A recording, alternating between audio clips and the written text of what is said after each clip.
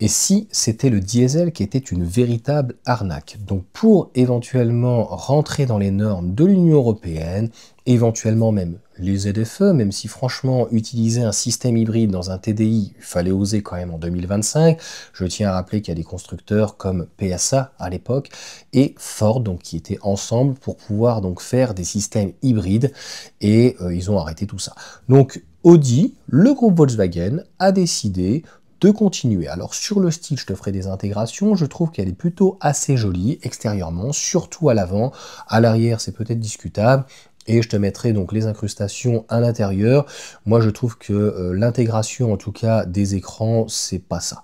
Donc, je trouve que c'était même peut-être plus joli avant, même si aujourd'hui, on est en 2025 et le véhicule commence à être un petit peu daté alors qu'il est neuf. Alors, surtout en termes de, on va dire, d'hybridation et puis du système, en fait, électrique et du moteur. Donc tout ceci associé, on est à 204 chevaux.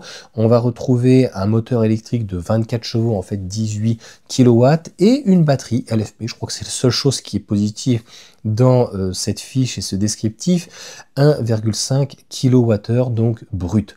Donc une densité qui est assez moyenne hein, en LFP, mais qui va permettre d'avoir en tout cas une batterie qui va durer dans le temps. On n'a pas malheureusement le fournisseur de la batterie, ça aurait été intéressant donc de le savoir. Donc ils n'ont pas utilisé le 1,5 litre ITFSI malheureusement. Ils ont utilisé un bon vieux diesel, sauf que le diesel, sa place, c'est sur l'autoroute, sur l'autobahn.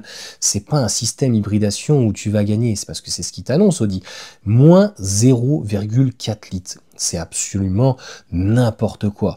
Donc une boîte, 7 rapports, un véhicule donc en légère diminution de consommation par rapport de base aux 2 litres, donc TDI, des reprises qui sont assez intéressantes, hein, on est aux alentours des 6 secondes, et on va être aux alentours des 50 000 euros, précisément 53 600 euros pour la version de base, et si on veut un 4 roues motrices, alors je sais pas si c'est un système Aldex, hein, ceux qui sauront me le diront, mais pour cette nouvelle version, 66 770 euros de base, hein, sans compter donc les options, on va être sur le 2 litres TDI hybride 204 chevaux Quattro S-Line S-Tronic.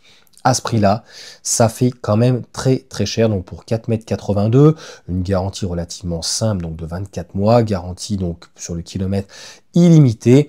Et 1 tonne 975 kg, en fait on se rend compte que le but c'était de réussir à faire passer la couleuvre, puisque sans l'hybridation, le véhicule étant trop lourd, eh bien il ne passait pas en fait les nouvelles normes, ou c'est surtout que c'était absolument trop cher. Donc au final il y aura quand même des taxes sur le CO2, 740 euros, et par rapport au poids, puisqu'il fait quand même 1975 kg, et c'est pas la petite batterie hybride qui va franchement coûter extrêmement cher et qui va rajouter du poids, eh bien il faudra s'acquitter quand même de 3140 euros.